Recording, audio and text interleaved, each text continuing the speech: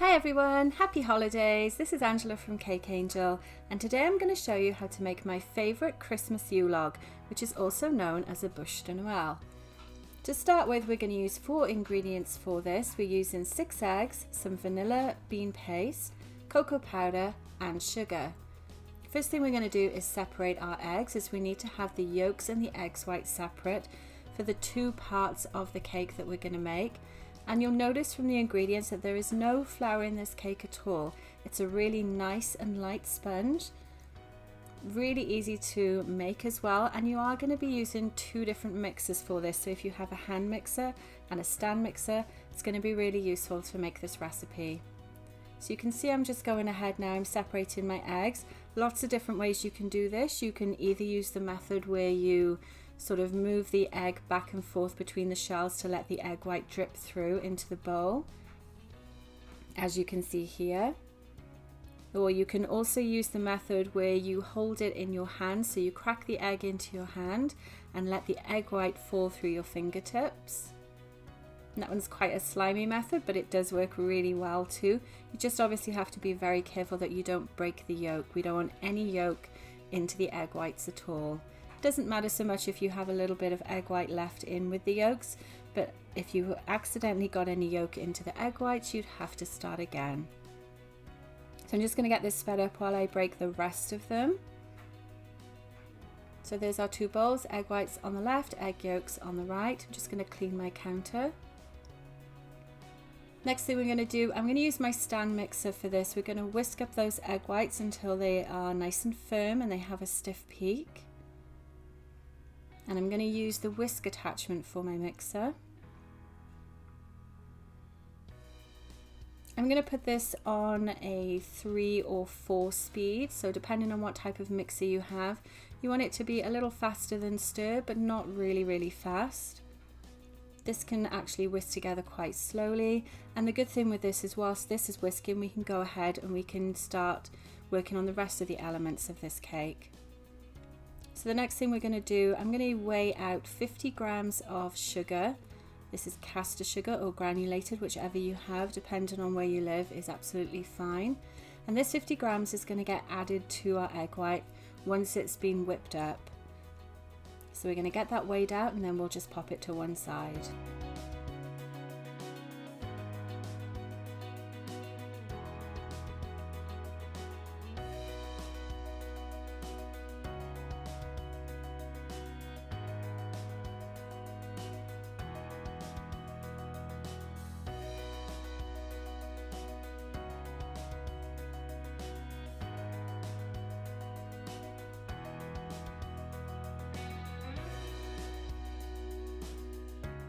Okay, now we're going to start on the second element of the cake, which involves the egg yolk. So I'm going to use my hand mixer for this. Just going to turn up my stand mixer a little bit to get this whipping up nicely. You can see the egg whites have turned white already. So let's add those egg yolks into our second bowl.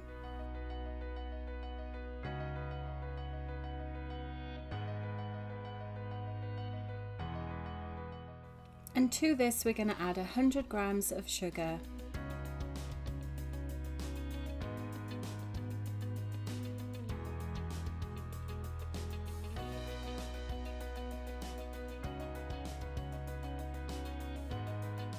And again, you can see as I'm measuring this out, our egg whites are whipping up really nicely in the stand mixer. I find it's much easier to do that stage in the stand mixer so that it doesn't hit my shoulders for too long.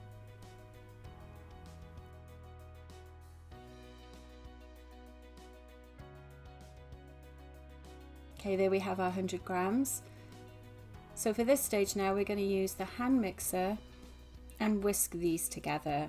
And we want these to form a nice pale mousse consistency, so the egg yolks will lose their colour, it'll go pale, and it'll thicken up slightly as well.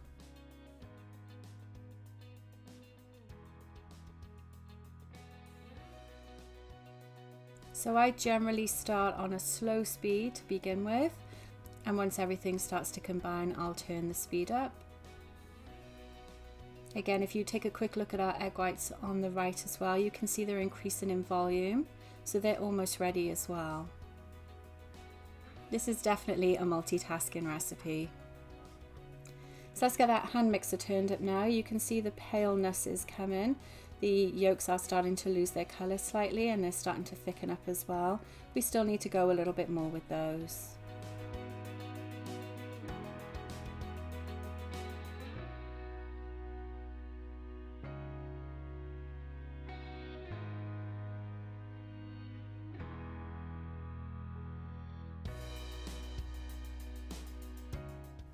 So you can see it's still a little bit loose, so we're just going to continue to mix.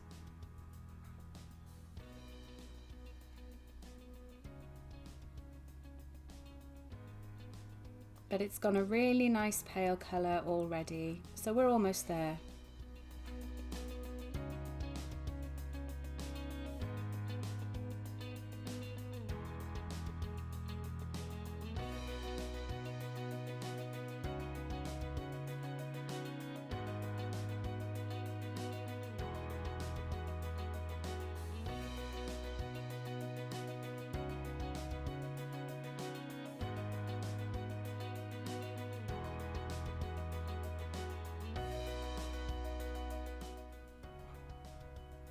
Okay, that's looking good. That's a nice consistency for us. And again, you can see how nice and pale that is. So I'm just going to pop this mixer to one side and pop the attachments away.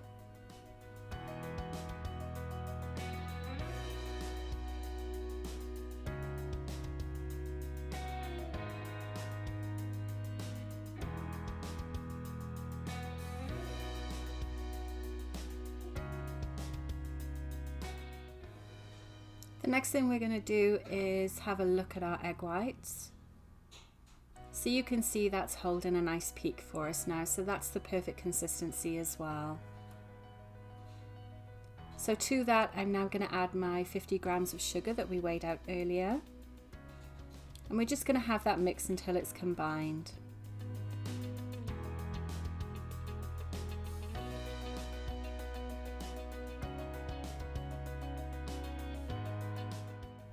Next thing we're going to do is add our vanilla bean paste to the egg yolk mix. You can just use regular extract if that's all you have. And I'm adding 1 teaspoon. Of course, if you wanted to try a different flavour, you would just do a straight substitute with your other flavours. And I'm just going to give that spoon a scrape to make sure we don't miss any bits.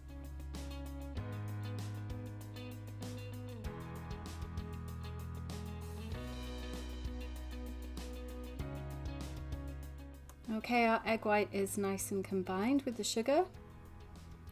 So we're just going to turn that off and let that sit while we finish off the egg yolk mix.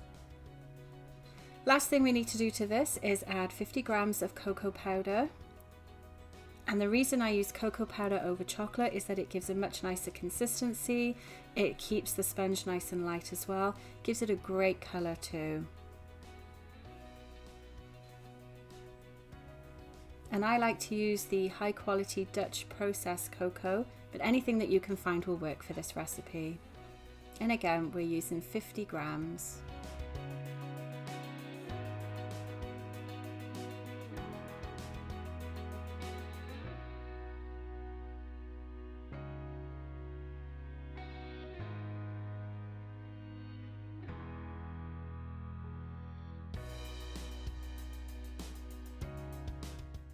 So next I'm going to carefully fold this in. Now cocoa powder has a tendency to puff up in the air when you work with it, so I always keep it in an airtight container, and whenever I work with it, just be mindful that it sometimes will make a little bit of a mess on the counter. It's just the way that the powder is made, it's very fine. You can see a little bit on the counter there, but that's no big deal.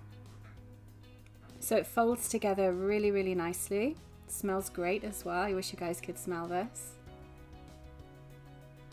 And don't forget to let me know in the comments below if you've ever tried a Yule log.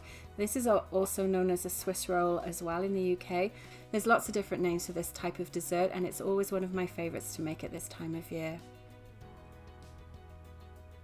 So to lighten up the chocolate mix, we're now going to start to add the egg white to it. And it's really important when you add the egg whites that you don't want to knock out all that air that we've incorporated.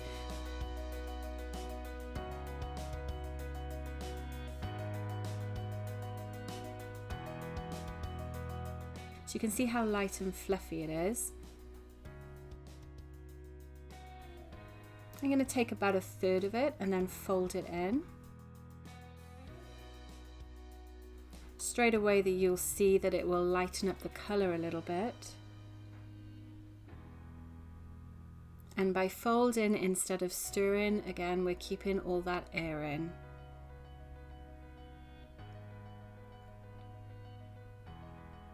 You can see it's like a lava consistency, which is the consistency that we want for this cake.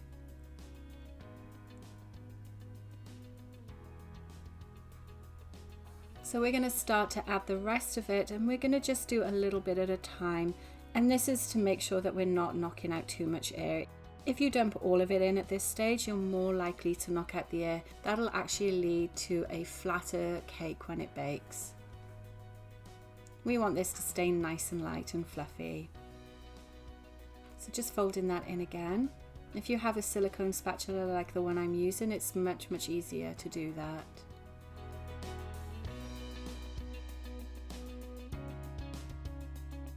So let's add a little bit more.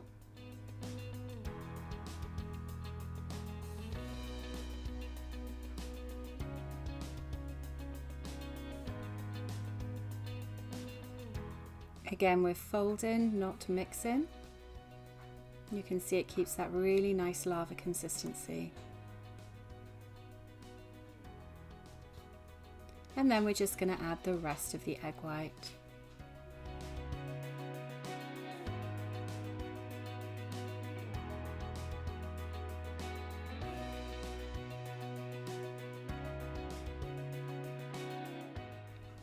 So let's get that folded in as well.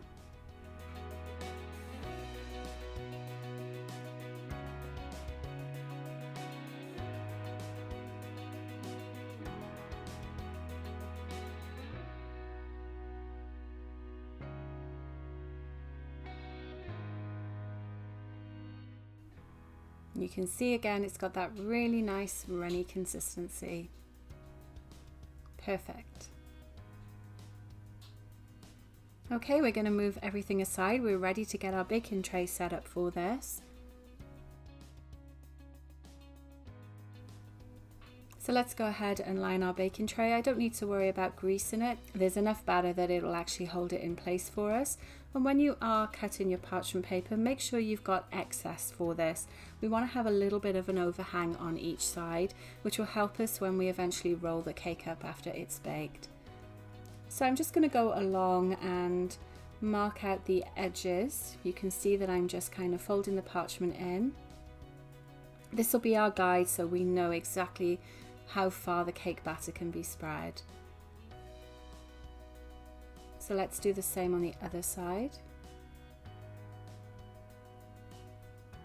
So I'm pushing it up against the side and then I'm just folding that parchment paper over. Let's move it up so you can see a little bit better.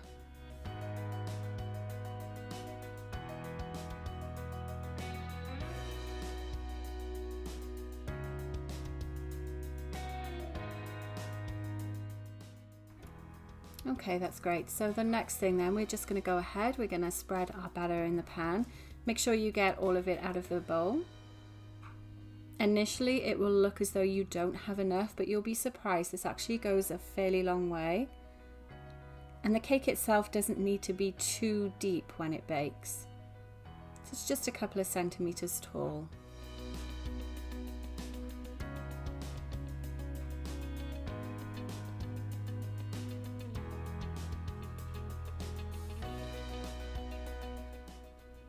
So now I'm going to use my spatula and I'm just going to spread it out across the pan.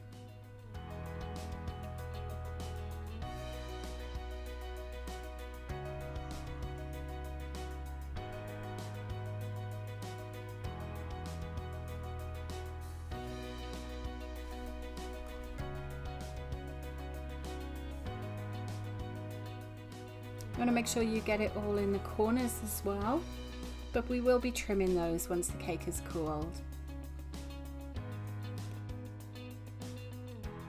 And there you go, you can see the pan is full. It doesn't rise too much, there's actually no raising agents in it. so we don't need to worry about it overflowing. But what I do always like to do is give it quite a few raps against the counter. You'll see all those air bubbles will pop. Remember, there's lots of air in this batter, so we want to just try and burst some of those before it goes in the oven to bake. And now it's ready to bake. So my oven was preheated to 350 and it's going to go in there for about 20 minutes. You want to check it and just make sure that it's springy when you pull it out. And then once it's done, it's going to look like this. So lots of bubbles you can see on the actual cake, but we're not worried about that at all. It's got a really nice consistency and nice and light inside. What I'm going to do is let it cool for about 5 minutes. We do actually want to take it out of the pan before it fully cools, as we're going to roll it up before it gets too cold. Now the trick when you're working with a Yule log is you want to roll it onto another piece of parchment paper and do this before it's fully cooled, as this will actually stop it from cracking as much. One of the big problems that you have when you roll a Yule log is they do tend to crack. So the best method that I found to stop this from happening is to roll it up before it's fully cool. So I've cut a piece of parchment paper that's the same size as the first piece that we used for the cake.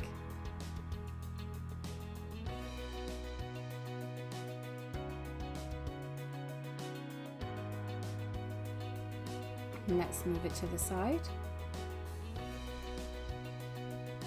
And the next thing I'm going to do is just add a dusting of icing sugar to it, and this will actually stop it from sticking too much as well when we do roll it up. Bear in mind that because the cake isn't fully cool, there'll still be a little bit of moisture that comes out of it when we roll it up. I'm just checking the temperature here, so it's just still slightly warm to the touch. And let's get our icing sugar on the parchment paper.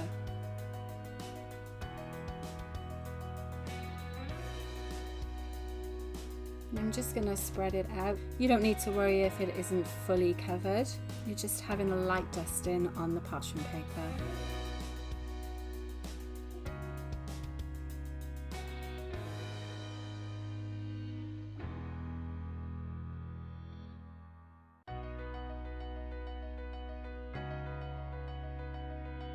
So next I'm just going to use a knife to loosen off the edges of my cake. It does always tend to stick a little bit on the sides, but again, no problem. We are going to trim it later. Let's turn it around and do the other side. And when I lift it up, you'll see how deep the cake is as well. It's really just a couple of centimeters.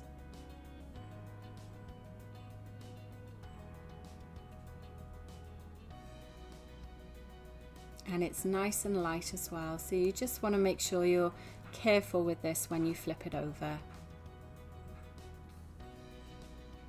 So I'm going to use my hand to steady it and then flip it onto the parchment paper.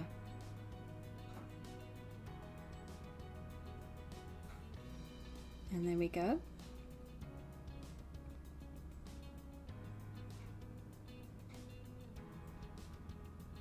So just make sure that the parchment paper isn't stuck underneath. Pull it out from the edges slightly, and then we're just going to let it cool for another minute or two.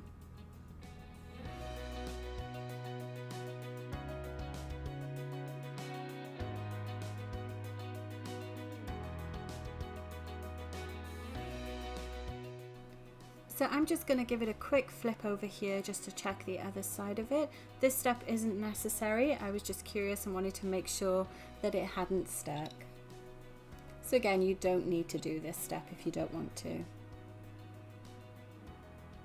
But you can see that because we have that icing sugar there, it hasn't stuck at all. So I'm just going to flip it back over.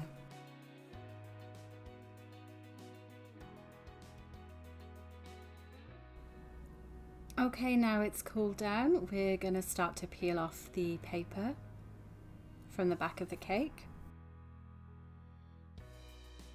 When you do this, a very fine layer of the cake will come off, but it's just the crumb, so you don't need to worry about that. This is going to be covered in buttercream as well, so if at this stage you get any tears or any cracks, you don't need to worry about it. Just peel it off as carefully as you can. And now you can finally see the depth of the cake as well. But it's a lovely colour, really nice.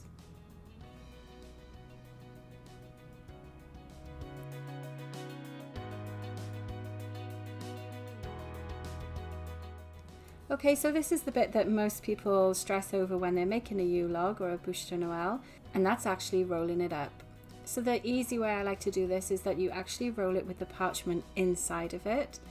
It's still slightly warm at this point, and that's going to help it when we roll it. You can see all that ice and sugar as well, which will stop it sticking to the paper.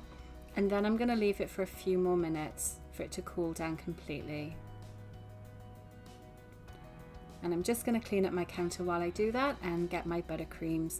So I'll pop the recipe link for you. I'm going to be using my chocolate buttercream recipe for this, and I've actually got my vanilla recipe for the fill-in, which I've flavoured in mint. So it's a chocolate mint Yule log, and it's got a little bit of green colouring in it too, just to give it that little bit of a festive colour.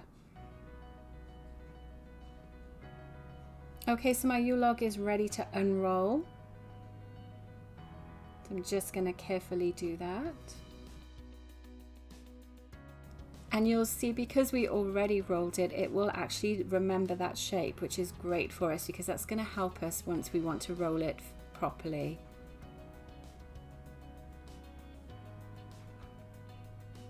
You might still feel some heat in it at this point, but you want to make sure that it's cool enough that it's not going to melt your buttercream when you start adding your fill-in.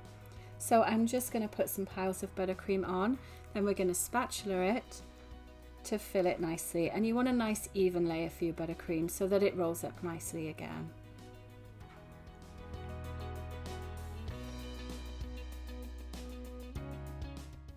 Of course, if you wanted, you could add different fillings at this stage as well. If you weren't making a Christmas flavoured one, you could add jam at this point. That's quite a popular one in Europe, where you would have buttercream and jam as a fill-in. You could add pieces of fruit as well, really thin slices, anything at all. Just make sure it isn't anything that is too wet, because it would actually soak through the sponge when you roll it up. But a jam is a really, really nice fill-in to use in a Swiss roll.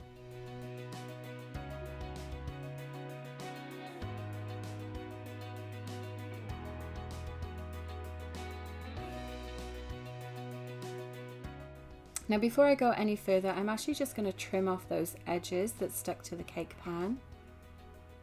These are the bits that my kids like the most, the offcuts, and they always taste really good. Sometimes they're a little bit crispier as well, so they're really nice to eat. And let's do the same on this side.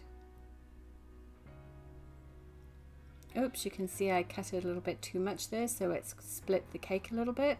But again, that's not a problem. I'm not concerned about it. We're going to be completely covering that with buttercream.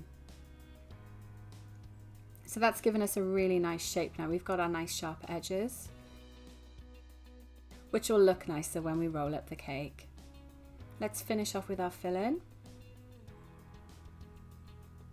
You want to go all the way to the edges with this.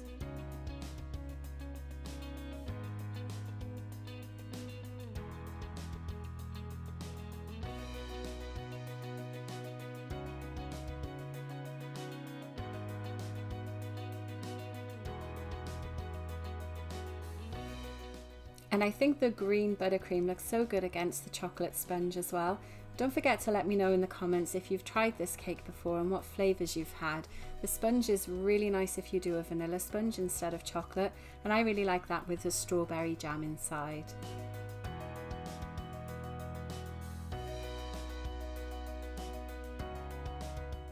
Okay, so we're ready to roll it back up. So we're going to use exactly the same technique as before. I'm going to use the parchment paper as my guide.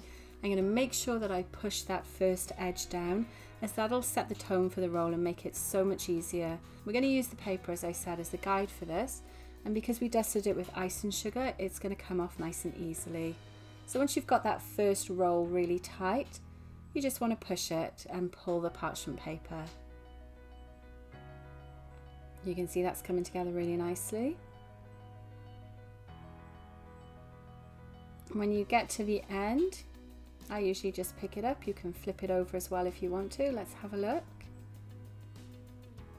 Give it a good press down as well to make sure it holds its shape.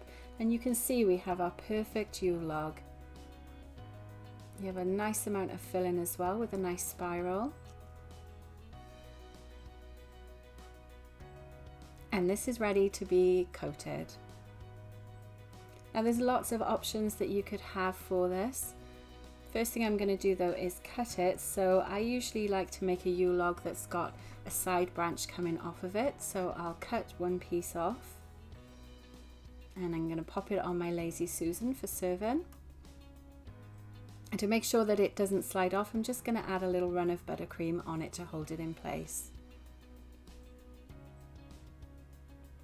So I'm going to take the longest piece, give that a nice press down. I find it's easier as well if you put the seam at the bottom. And then this piece is going to come out from the center, so I just want to make an offcut so that it will butt up to the other piece really nicely. And you can see all that nice filling again. We've got a really good ratio of buttercream to cake. I'm going to put a little bit of cement on it, which is just our chocolate buttercream. And then we're going to pop it in place on the cake.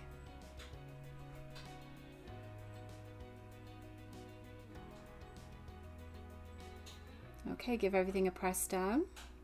And that looks great. So the little split that I have here is where I made the mistake when I was cutting it earlier. Again, I'm not going to worry about it. It's going to be completely covered in buttercream very shortly. Now, there's lots of ways you can actually coat a Yule log. You could use melted chocolate, you could just dust it with icing sugar for a nice snowy effect, or you could cover it with chocolate buttercream, which is what we're going to do today.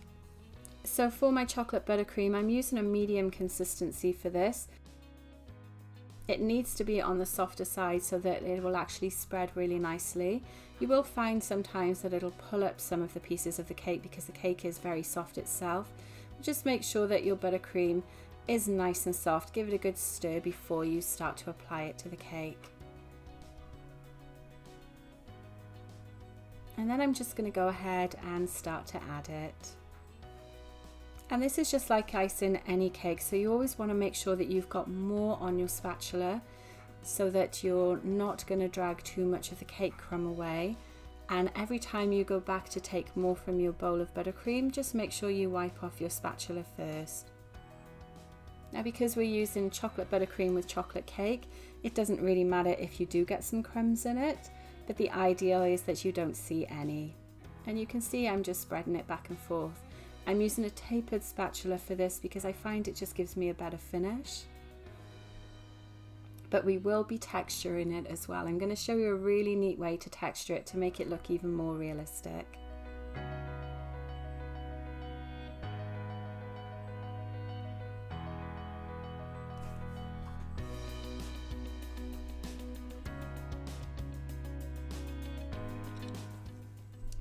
Now you'll notice when I get to the bottom of the cake, I put a little bit extra, and that's just to help hold it in place on the board as well. This buttercream isn't too thick, as in I'm not applying too much to the cake. You don't want it to be too heavy on the frosting.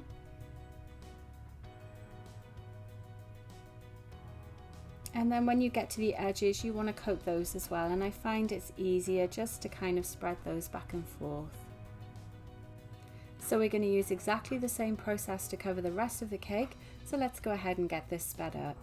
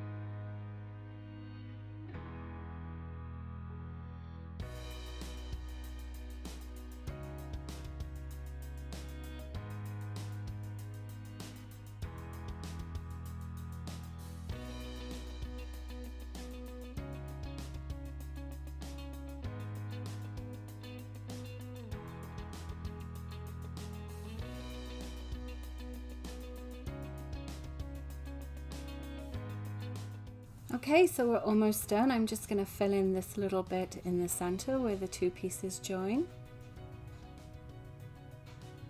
And that looks good. Pretty realistic, don't you think? So I'm just going to go ahead and quickly tidy up all the excess buttercream from the board.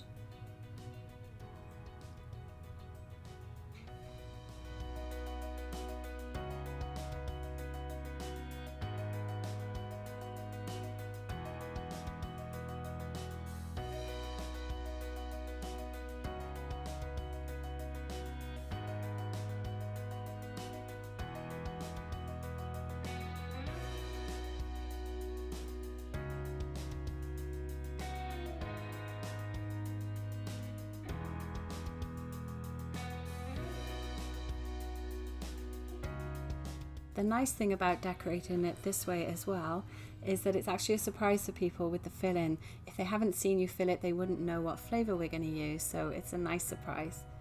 So let's go ahead and show you the fork technique just to add some lines and knots to this. And all I'm doing is very carefully dragging it through the buttercream. And you'll see I just add a little knot in the middle. I find it adds a little bit of extra realism to it.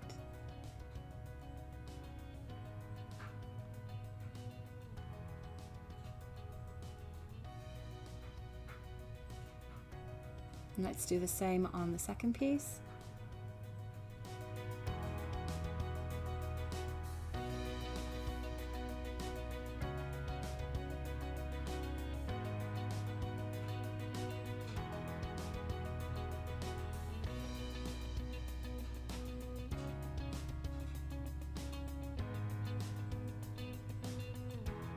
I like to do a rainbow shape in the ends, just to give that little bit of definition to the lines of the tree. And that's just to replicate what we would see on a cut tree.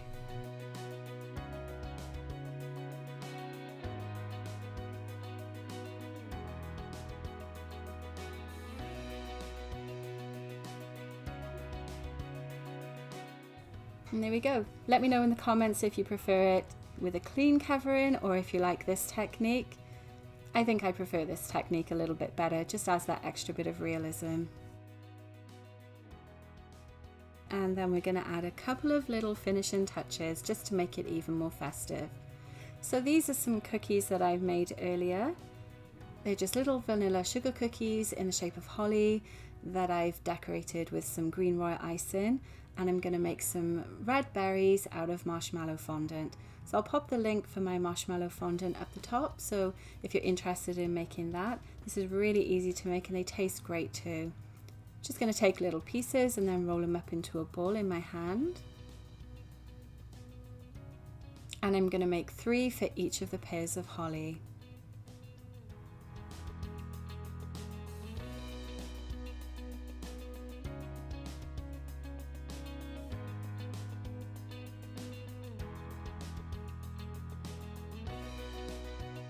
So because I'm making little balls as well, you want to make sure there's no lines in your fondant when you do this, and that's why I'm using this particular method in my hand. So I'm rolling it back and forth in my hand to smooth out any of those lines. And they come together really, really quickly when you do this.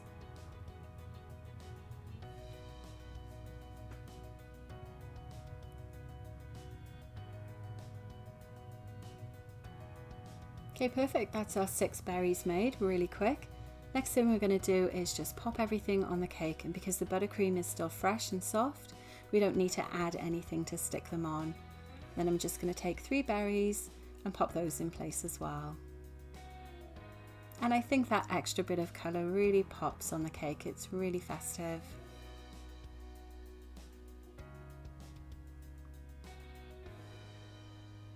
Okay, let's add that second set.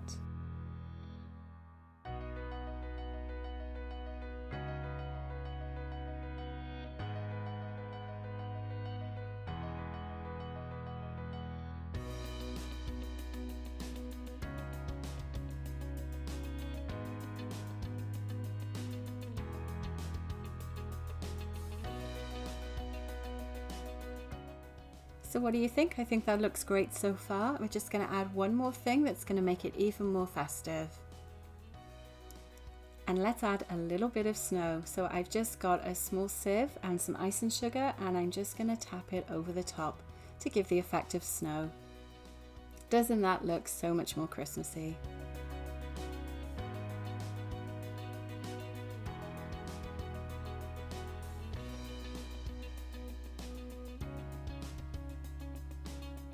And there you go, my perfect festive Christmas Yule log. So one last thing before we finish the tutorial, I just want to show you what it looks like when you cut it. Just using a straight knife for this. And let's see how great that swirl looks inside. Isn't that perfect? And this is going to taste so good as well. I really hope you've enjoyed this tutorial. Don't forget to let me know in the comments if you try this recipe out. I look forward to seeing your photos of it as well if you want to share those on our Facebook page. Please like the video. Don't forget to subscribe to my channel if you aren't already. And thanks so much for watching. Happy holidays!